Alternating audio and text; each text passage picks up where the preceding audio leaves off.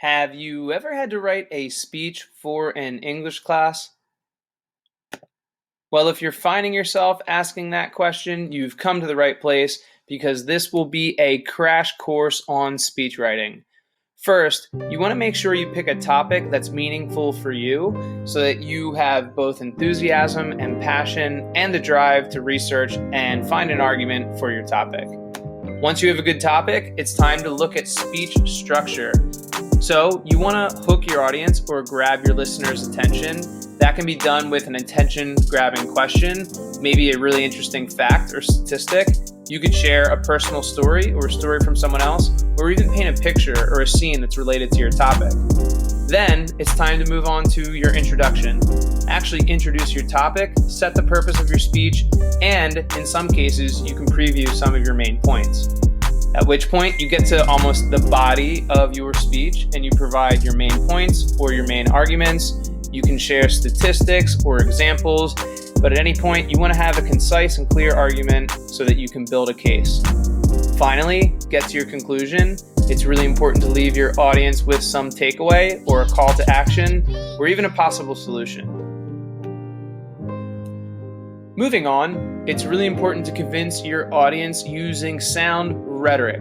So rhetoric is the art of persuasive speaking or the art of communication, and this can be done with logos, pathos, and ethos. Logos are logical appeals, so use statistics or citations, share evidence, or just basic logic or even examples. Pathos is an emotional appeal, so you can share quotations from famous people, share stories, whether personal or from someone else. You can share anecdotes or use emotionally charged language. Sometimes even things like music in the background can help if you're making a recorded video. Pictures would help too. With ethos, intrinsic ethos could include having good charisma, sharing your expertise or your accreditation. In that case, that would be extrinsic ethos, or just having basic poetic and persuasive speaking skills. One thing that is very important when delivering a speech is having sound transitions. Your language will indicate the movement from topic to topic. So your words are an organizational tool, and you'll use transitional words and phrases like first, second, or third if you're listing something. If you want to indicate addition, you can say in addition to, or furthermore, or as well as. If you're showing a contrast, you can say things like however, or on the other hand.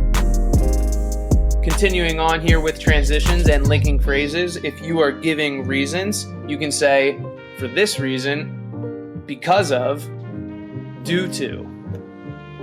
If you're indicating results, you can say therefore, as a result of, or consequently. If you're restating an idea, you can say in other words, or to put it simply, you could also say that is to say. And finally here, if you're exemplifying something, you could say, for example, for instance, or to exemplify. You can also use rhetorical devices to bolster your rhetorical appeal. There are many more than just the types listed here, but I have 4 categories. You could use sound devices like alliteration or repeating the same consonant sound in successive words. You could use assonance, which is repeating vowel noises within a word, or consonance, which is repeating consonant sounds either at the end of words or within. Like when John F. Kennedy says, whether they wish us well or ill, that we shall. He's doubling up the L. Rhyming could simply work as well. There's also beats or rhythm to language. So you could use parallel structure or using the same grammatical structure or phrase structure to express something. You could use basic repetition. You could use anaphora, like when Martin Luther King uses the phrase, I have a dream, multiple times in his I have a dream speech. Or you could use antithesis, which is using parallel structure to express opposites. Like when Charlie Chaplin's character in the movie The Great Dictator says, more than machinery, we need humanity. More than cleverness, we need kindness. Notice there's the same grammatical structure there, but he's saying opposite things like machinery and humanity, cleverness and kindness. You could also use figurative language like metaphors, similes, personification, or imagery. For example, Martin Luther King in his I Have a Dream speech says, an oasis of freedom. Or let's say you were painting a picture in your speech of fall. Maybe you'll say something like, the red and yellow leaves gracefully danced in the wind, both using personification and making an image. And finally, you can make your audience think using things like rhetorical questions, analogies, or allusions. Remember, allusions are references to other either events in the past or works of literature or art or history. And analogies can be really helpful too. For example, I like to compare writing a speech to writing an essay because organization is important in both, and so are some of these types of rhetorical devices. Getting towards the end here, if you're doing a presentation or delivering a speech where there is a visual aid, a picture is always worth 1,000 words. You want to focus on less text and more visuals, or if there is text, try to have it organized in a way that is stimulating and engaging. And finally, a final takeaway, if you're delivering a speech that's at all negative in nature, optimism and solutions often inspire hope and change.